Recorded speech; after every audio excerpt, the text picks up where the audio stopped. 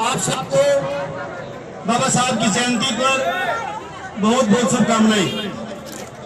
आज बात इकट्ठे होने की नहीं है, बात जुलूस की नहीं है, बात है बाबा साहब के विचारों को अपनाने की, आत्मसात करने की, उस विचार के साथ जिसके द्वारा उन्होंने समाज में जो आर्थिक, सामाजिक और राजनीतिक व्यवस्था थी उसके खिलाफ जो संघर्ष किया था उसको अपनाने की जरूरत है। बाबा साहब ने हमेशा अखंडवाद का विरोध किया था, मूर्ति पूजा का विरोध किया था। तो हम अगर सच्चे अनुयायी हैं तो हमें उनके विचारों का आत्मसात करना चाहिए। मैं विशेष रूप से आज ये कहना चाहता हूँ कि मैं किसी भी रूप में धार्मिक नहीं हूँ, ना मैं मूर्ति पूजा का उपासक हूँ, ना मैं मूर्ति पूजा का समर्थन करता हूँ, ना मैं किसी धार्मिक व्यवस्था का समर्थन करता हूँ। मैं केवल समर्थन करता हूँ तो बाबा साहब के विचारों का। वो विचार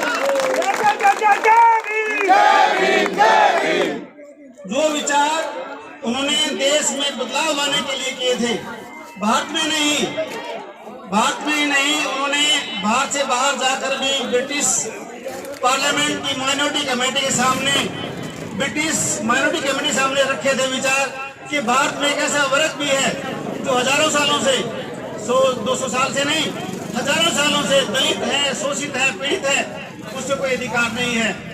और यही उनका मुहिम था, यह आंदोलन था कि उनके विचारों की जो शक्ति थी, उनके विचारों का जो समागम था वो संविधान के रूप में हुआ। बाबा साहब से पहले हमारे बहुत से महान संत विचारक पैदा हुए जिन्होंने इस व्यवस्था के खिलाफ आवाज उठाई। वो किसी विशेष व्यक्ति के खिलाफ नहीं थे, वो ब्राह्मण के खिलाफ नहीं थे, लेकिन ब्राह्मणिकल व्यवस्था के खिलाफ थे, मूर्ति पूजा के खिलाफ थे। बाबा साहब से पहले हम सब जानते हैं रविदास जी महाराज ने सामाजिक आंदोलन किया था। उसकी वास्तव में जो मूर्त स्थापित की, उसको वास्तव में जो एग्जीक्यूट किया, वो बाबा साहब ने किया था भारत का विस्तृत संविधान लिखकर। और ऐसा अनुपम विस्तृत संविधान जिसमें भारत के हर नागरिक को विशेष एक अधिकार था, और वो अधिकार था वोट का अधिकार। संविधान बनने से पहले हम सब जानते हैं वोट का अधिकार केवल गिने चुने लोगों का था। वोट का अधिकार किसको था? जिसके जो इनकम टैक्स पेई थे, जिनके पास कोई प्रॉपर्टी थी, जमीन जायदाद थी, जमींदार लोग थे, एडवोकेट्स थे। लेकिन बाबा साहब ने ऐसा संविधान लिखा, एक अनुपम कृति लिखी जिसमें महिलाओं को, आम गरीब जनता को, भारत के हर नागरिक को समान अधिकार मिला। और समान अधिकार नहीं, एक व्यक्ति एक वोट का महत्व उन्होंने स्थापित किया था। और भारत के ऐसे संविधान की स्थापना की जिसमें समानता का मूल तत्व था। बाबा साहब की हर विचारधारा में, उनके हर विचार में केवल एक ही तत्व है, और वो केंद्र बिंदु समानता का। उन्होंने बात की सामाजिक समानता की, आर्थिक समानता की, राजनीतिक समानता की। और इन्हीं विचारों को लेकर उन्होंने भारत के विस्तृत संविधान की स्थापना की, इसको निर्माण किया।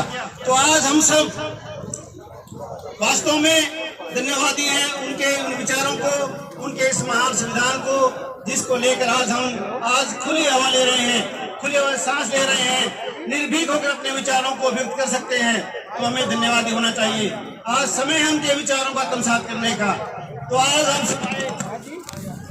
आप अलग अलग क्षेत्रों से आए, गांव से आए, देश हरियाणा के और दूसरे गांव से आए, तो आप है जो संघर्ष की विचारधारा है, उसको लेकर आप सभी को तो आप सब लोगों का बहुत बहुत धन्यवाद।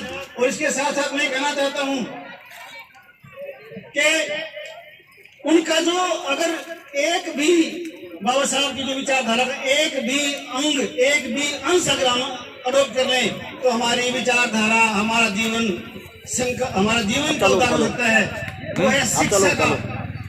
शिक्षा की बात करें, अगर हम अपने बच्चों को पढ़ाएं, अच्छा लिखाएं, अपना जीवन उसमें कुर्बान करें, तो शिक्षा के द्वारा हम उनके अपने खुद के व्यक्तित्व को भी, समाज को भी, देश को मजबूत कर सकते हैं। और ये शिक्षा जो है, ये ज्ञान जो है, ये कोई ऐसी बाजारू वस्तु नहीं है कहीं मिल जाएगी। ये सब्जी मंडी का कोई आइटम नहीं है कहीं मिल जाएगा।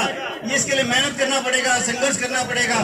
तो मैं तो आप सब लोगों से आह्वान करता हूँ कि आज इस अवसर पर एक प्रतिज्ञा करें पालन करें कि जो बाबा साहब ने विचार दिया था उनको आत्मसात करें, अपने आप को आगे बढ़ाएं, परिवार को आगे बढ़ाएं, समाज को आगे बढ़ाएं, देश को मजबूत करें। यही मेरी सबसे प्रार्थना है। और इसके अलावा आप सब लोग आए, और विशेष रूप से मैं कहना चाहता हूँ अपना डॉक्टर यशपाल जी का, इस व्यवस्था के जो सभी जो साथी हैं जिन्होंने इतना बड़ा कार्यक्रम किया,